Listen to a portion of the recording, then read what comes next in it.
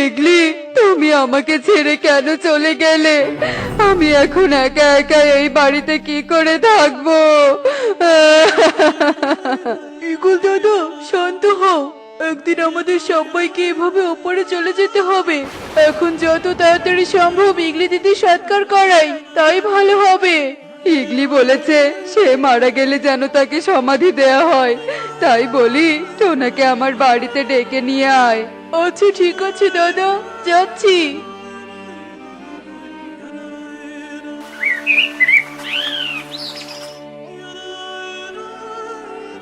টোনা, আজ তোকে আবার একটা সৎকারের কাজ করতে হবে, মানে সমাধি দিতে হবে। কিন্তু দাদা, আজ আবার কে মারা গেল? ইগল দাদার বউ ইগলি দিদি কারেন্টের শক খেয়ে মারা গেছে। আহারে, দিদিটা কতই না ভালো ছিল। যাও টোনা, দিদিকে তাড়াতাড়ি সমাধি দিয়ে এসো। এরপর টোনা তোতার সাথে ইগলের বাড়িতে যায় আর সবাই মিলে ইগলিকে নিয়ে জঙ্গলে চলে যায়। টোনা, এখানেই সমাধি দিয়ে দে, আর শরীরে যা কিছু আছে তার কোনো কিছু খোলার দরকার নেই। আচ্ছা ঠিক আছে দাদা। চল তোতা, বাড়িতে চলে যাই, এখানে থাকলে যে খুব খারাপ লাগবে। এত সুন্দর সোনার দুল সহ নাকি সমাধি দেব? এখানে তো কেউ নেই, আমি বরং দুলগুলো খুলে নেই। এই দুলগুলো টুনিকে দিলে টুনি খুব খুশি হবে। এসব বলে টোনা দুলগুলো খুলে নিয়ে ইগলিকে সমাধি দিয়ে দেয় আর সে তাড়াতাড়ি সেখান থেকে বাড়িতে চলে আসে। টুনি, দেখো তোমার জন্য কত সুন্দর সোনার দুল নিয়ে এসেছি। এই দুলগুলো পরলে তোমাকে অনেক সুন্দর লাগবে। তা তো বুঝলাম টোনা, কিন্তু তুমি সোনার দুল কেনার টাকা কোথায় পেলে? না মানে, দুলগুলো পথে কুড়িয়ে পেয়েছি টুনি, তাই তোমার জন্য নিয়ে এলাম। এখন কথা না বলে দুলগুলো পরো দেখি। এখন তো নদীতে গোসল করতে যাচ্ছি, তাই গোসল করে এসে পরবো, নয়তো যে নদীর পানিতে দুলগুলো হারিয়ে যাবে। আচ্ছা ঠিক আছে টুনি, তাহলে তুমি নদী থেকে এসেই পড়ো। আমি দুলগুলো ঘরে যত্ন করে রেখে দিচ্ছি, কেমন?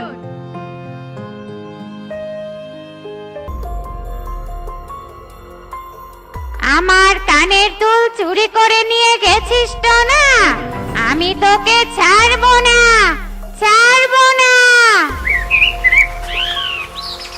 এসব বলে ইগলির আত্মা টোনার বাড়িতে চলে আসে আর টোনার বাড়ির উঠোনে থাকা একটি আপেল গাছকে উপড়ে ফেলে দেয়। হে কি সর্বনাশ হলো! কোনো ঝড় বৃষ্টি বাতাস ছাড়াই আপেল গাছটা এভাবে উপড়ে পড়লো কেন? এই গাছের আপেল বিক্রি করে যে আমাদের সংসার চলে, এখন তাহলে কি করে সংসার চলবে? টোনা, তুমি কাঁদছো কেন? এ কি, আমাদের আপেল গাছটা কিভাবে পড়ে গেল? জানি না টুনি, হঠাৎ কেন যে গাছটা উপড়ে পড়ে গেল আমি তো কিছুই বুঝতে পারছি না। আমার মনে হয় গাছটার অনেক বয়স হয়ে গেছে, তাই হয়তো দুর্বল হয়ে পড়ে গেছে। যাই হোক, সবই তো সৃষ্টিকর্তার ইচ্ছে, বলো? টোনা, এখন গাছটা কেটে কাঠগুলো বিক্রি করতে হবে। হ্যাঁ টুনি, তুমি একদম ঠিক বলেছো। আর কাল থেকে কাজের খোঁজে বেরিয়ে পড়তে হবে।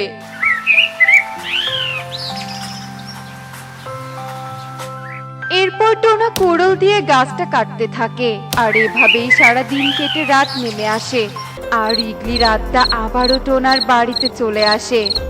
আমার সোনার দুল চুরি করে এনে তোরা শান্তিতে ঘুমাচ্ছিস? দাঁড়া, তোদের শান্তির ঘুম আমি ছাড়াচ্ছি। এ কথা বলে ইগলির আত্মা টোনাদের ঘরের চালের ওপর পাথর দিয়ে ঢিল ছুটতে থাকে আর পাথরের শব্দে টোনা ও টুনির ঘুম ভেঙে যায়। টোনা, আমাদের ঘরের পাশে তো কোনো ফলের গাছ নেই, তাহলে চালের উপর এভাবে কি পড়ছে? আমিও তো সেটাই ভাবছি টুনি, চলো তো বাইরে গিয়ে দেখি। কই টুনি, আশেপাশে তো কিছুই দেখতে পাচ্ছি না। তাহলে এত শব্দ করে ঘরের চালের উপর থেকে কি পড়লো? টোনা, আমার মনে হয় আমরা দুজন এসব স্বপ্ন দেখেছি। চলো তো চলো, ঘরে গিয়ে আবার ঘুমিয়ে পড়ি। হ্যাঁ টুনি, তাই চলো। এরপর টোনা টুনি আবারও ঘুমিয়ে পড়ে আর এভাবেই সেই রাত কেটে যায়। পরদিন সকাল হতেই টোনা কিছু কাঠ নিয়ে বাজারের দিকে যেতে থাকে আর হঠাৎই একটি দমকা হাওয়া এসে টোনাকে উড়ে নিয়ে নদীর দিকে যেতে থাকে। কি আমি নদীর দিকে যাচ্ছি কেন? কে কোথায় আছো? আমাকে বাঁচাও, বাঁচাও! বাতাস আমাকে উড়ে নিয়ে যাচ্ছে, বাঁচাও! এ কি কাকুলি, টোনা এভাবে চিৎকার করতে করতে নদীর দিকে যাচ্ছে কেন? টোনার সাথে আবার এসব কি হচ্ছে? চলো কালু, টোনার পিছু পিছু নদীতে যাই। এরপর কালু কাকুলি টোনার পিছু পিছু নদীর পাড়ে চলে যায়। বাঁচাও, আমাকে কেউ বাঁচাও! আমি যে পানিতে ডুবে যাচ্ছি, বাঁচাও, বাঁচাও! টোনা, চিন্তা করিস না, আমরা তোকে এক্ষুনি মুক্ত করছি। এরপর কালু আর কাকুলি টোনাকে মুক্ত করে নদীর ওপরে নিয়ে আসে। এবারের মতো বেঁচে গেলি টোনা। এই কালু কাকুলির জন্য তোর কোনো ক্ষতি করতে পারলাম না, কিন্তু আর কখনো সুযোগ পেলে তোর ক্ষতি করেই ছাড়বো। কিরে টোনা, তুই এভাবে উড়ে উড়ে এখানে কেন আসলি? তোকে কি কোনো ভূত ধরেছে নাকি? জানি না কালু দাদা, কাল থেকে আমার সাথে এমন অদ্ভুত ঘটনা ঘটছে। তাহলে বসে না থেকে তান্ত্রিকের কাছে যাচ্ছিস না কেন? তাড়াতাড়ি তান্ত্রিকের কাছে গিয়ে সবটা খুলে বল, তাহলে তান্ত্রিক বাবা সবকিছু ঠিক করে দিবে। হ্যাঁ কাকুলি দিদি, তুমি একদম ঠিক বলেছো। আমি আজই তান্ত্রিকের কাছে যাব।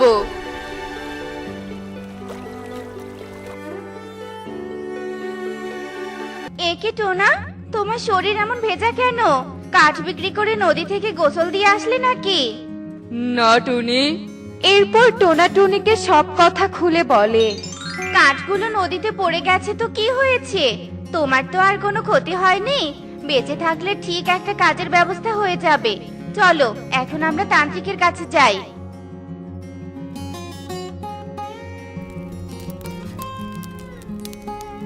তান্ত্রিক বাবা, তান্ত্রিক বাবা, আমাকে সাহায্য করুন। আমি যে বড্ড বিপদের মধ্যে আছি, আমাকে সাহায্য করুন। কি বিপদের মধ্যে আছিস বল দেখি। তারপর টোনা তার সাথে ঘটে যাওয়া সমস্ত ঘটনা তান্ত্রিককে খুলে বলে। চিন্তা করিস না বাছা, আমি ধ্যান করে সবটা দেখছি যে কোন ভূত তোদের সাথে এমন করছে। তান্ত্রিক বাবা, কি বুঝলেন? মূর্খ পাখি, তোরা মৃত পাখির শরীর থেকে সোনার দুল চুরি করে এনেছিস কেন? ওই মৃত পাখির আত্মা তোদের ক্ষতি করছে, আর সুযোগ পেলে অনেক বড় ধরনের ক্ষতি করে ফেলবে। টোনা, তান্ত্রিক বাবা এসব কি বলছে? তার মানে তুমি ওই সোনার দুলগুলো মৃত পাখির শরীর থেকে চুরি করে এনেছিলে? হ্যাঁ টুনি, আমি লোভে পড়ে ইগলি দিদির কান থেকে সোনার দুলগুলো চুরি করে এনেছিলাম। ভেবেছিলাম মাটির নিচে তো দুলগুলো পড়েই থাকবে, তাই তোমাকে দিলে তবু তুমি খুশি হয়ে পড়ে থাকবে। তুই ভুল ভেবেছিস। যার যেটা পছন্দের জিনিস সে মারা গেলেও সেটা ছাড়ে না। তাই বলি এখনো সময় আছে, তাড়াতাড়ি দুলগুলো যেখান থেকে এনেছিস সেখানেই রেখে আয়, আর ওই আত্মাকে ডেকে অবশ্যই ক্ষমা চাইবি। হ্যাঁ তান্ত্রিক বাবা, আমি এক্ষুনি দুলগুলো ফেরত দিয়ে আসবো। এরপর টোনা ও টুনি তাড়াতাড়ি বাড়িতে চলে যায় আর দুলগুলো নিয়ে জঙ্গলের ভেতরে চলে আসে। ইগলি দিদি, তোমার দুলগুলো ফিরিয়ে দিয়ে গেলাম, আর আমাকে এবারের মতো ক্ষমা করে দাও। সত্যি বলছি, আমি কখনো কোনো কিছু চুরি করব না। কথাটা যেন তোর ভালো করে মনে থাকে। ইগল তোকে আমার শরীর থেকে কিছু খুলতে না বলেছিল, তবুও তুই খুলেছিস, তাই আমার খুব রাগ উঠেছিল। তুই যদি চুরি না করে ইগলকে বলে দুলগুলো নিতি, তাহলে তোর কোনো আমি ক্ষতি করতাম না। এখন যখন ভুল বুঝতে পেরেছিস, তাই তোকে ক্ষমা করে দিলাম। এসব বলে ইগলির আত্মা অদৃশ্য হয়ে যায় আর টোনা ও টুনি তাড়াতাড়ি সেখান থেকে বাড়িতে চলে আসে। বাবা, ও বাবা, আমাদের বাগানের ওই আপেল গাছটায় মাত্র দুটো আপেল ধরেছে, কিন্তু সব থেকে মজার ব্যাপার হচ্ছে আপেল দুটো সোনালী রঙের মতো দেখতে হয়েছে। এসো বাবা, এসো, দেখবে এসো। ইকরির কথায় অবাক হয়ে ঈগল বাগানে চলে আসে। আরে একই কাণ্ড, আমার আপেল গাছে তো সোনার আপেল হয়েছে। জানিস রে মা, এই গাছটা আমি যার কাছ থেকে কিনেছিলাম সে আমাকে বলেছিল এই গাছে মাত্র 2টো করে আপেল ধরবে, আর এজন্য আমি খুব কম দাম দিয়ে এটা কিনেছিলাম। তাই নাকি বাবা? তাহলে তো এই গাছটা কিনে তুমি জিতে গেছ বাবা। ও বাবা, এই সোনার আপেল দুটো তুমি গাছ থেকে পেও না, কিন্তু আমি কালকে আমার বন্ধুদেরকে এনে সোনার আপেল গাছ দেখাবো। এরপর দেখতে দেখতে সেই দিন কেটে যায়।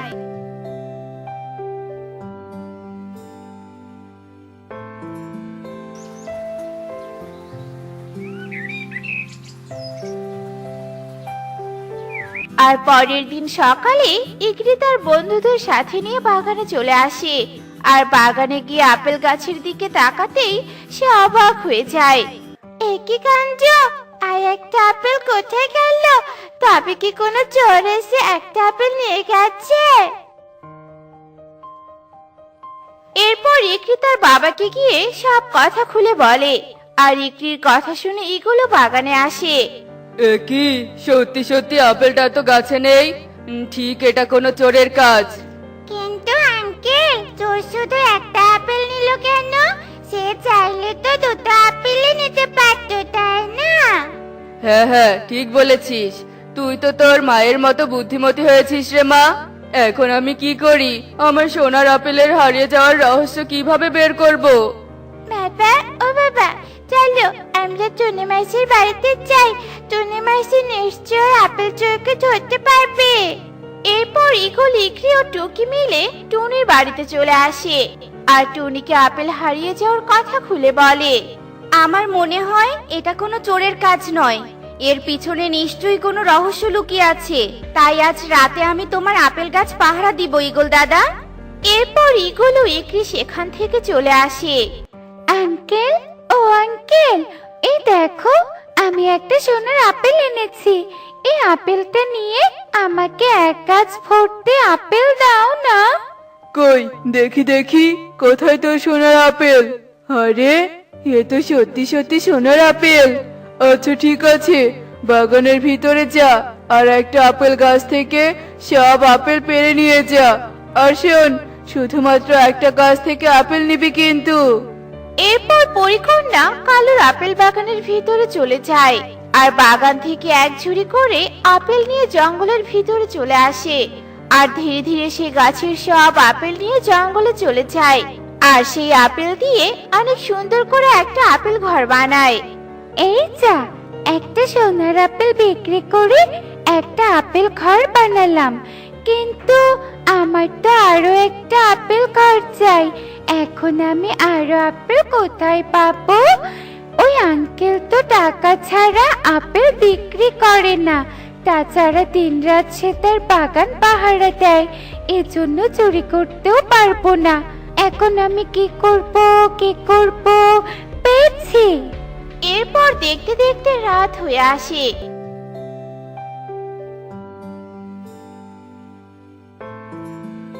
আর পরিকন্যাও লুকিয়ে লুকিয়ে ঈগলের সোনার আপেল চুরি করার জন্য তার বাগানে যায়।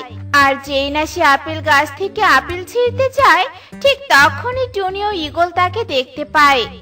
এই টুনি, এটা তো একটা পরিকন্যা মনে হচ্ছে, কিন্তু ওকে আমরা ধরবো কিভাবে? আর ও তো আপেল নিয়ে পালিয়ে যাচ্ছে। এই টুনি, ধর ধর, আপেল চোরকে ধর। এরপর টনি ও ঈগল পরিকন্যার পেছন পেছন ছুটতে থাকে।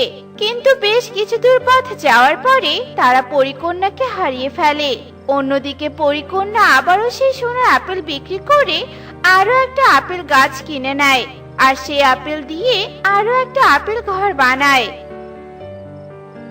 ইরিং বিরিং তিরিং ছা, ডাইনি পড়ে এসে যা, পাতা পালন করছি আমি, ফিরিয়ে দাও আমার জাদুর কাঠি। আরে বাহ, তুই তো দেখি খুব কাজের মেয়ে।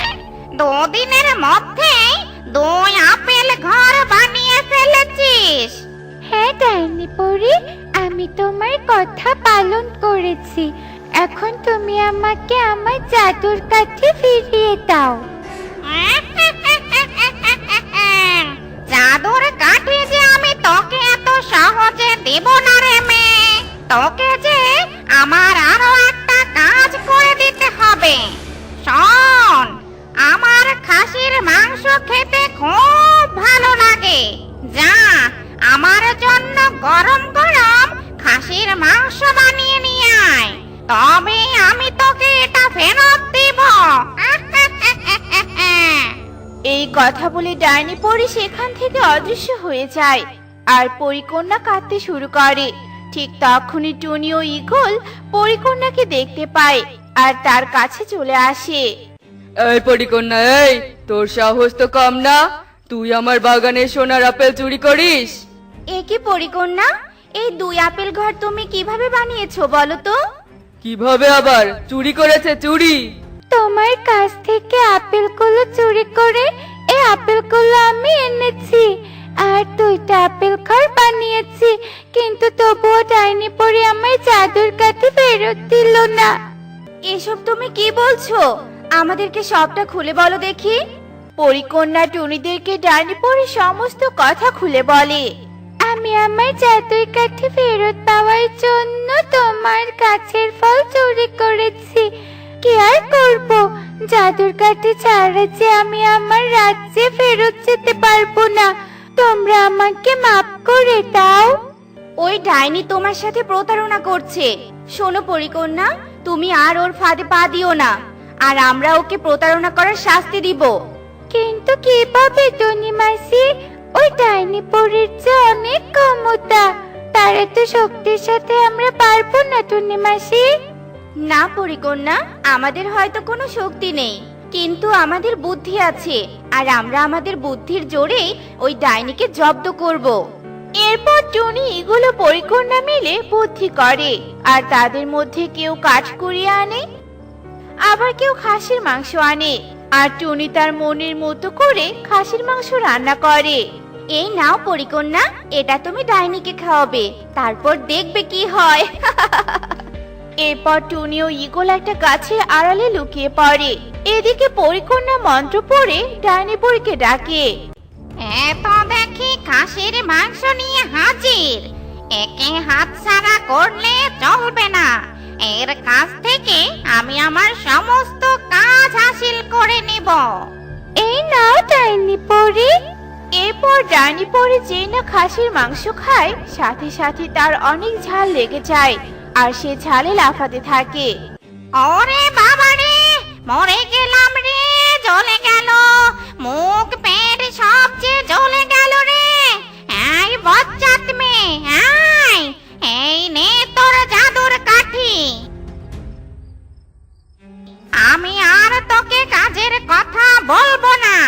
ওরে বাবা রে, পালাই পালাই, নিজের জীবন আগে বাঁচাই। ওরে বাবা রে, কি ঝাল কি ঝাল। এরপর ডাইনি পরি জব্দ হয়ে সেখান থেকে পালিয়ে যায়, আর টুনি ও ঈগল গাছের আড়াল থেকে বেরিয়ে আসে। সত্যি টুনি মাসি, তুমি অনেক বুদ্ধিমতী মাসি। আমিও আজকে তোমার কাছে শিখলাম যে শক্তি না থাকলে বুদ্ধির জোরে জিততে হয়। আর আমি তোমাদের সোনার আপেল দুটো ফিরিয়ে দিতে চাই। এসো তোমরা আমার সাথে এসো। এরপর পরিকন্যা ঈগলের বাড়িতে চলে যায় আর তার জাদুর কাঠি দিয়ে জাদু করে ঈগলের আপেল গাছে 2টো সোনার আপেল ধরিয়ে দেয়, আর এরপর সেখান থেকে চলে যায়। এই নে টুনি, এটা তোর বুদ্ধির পুরস্কার, আর এভাবেই তুই তোর বুদ্ধি দিয়ে আমাদের সবার পাশে থাকিস।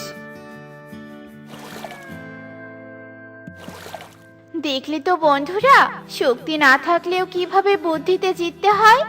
শক্তি নেই বলে ভয় পেয়ে পালিয়ে না গিয়ে নিজের বুদ্ধিকে কাজে লাগাতে হয়।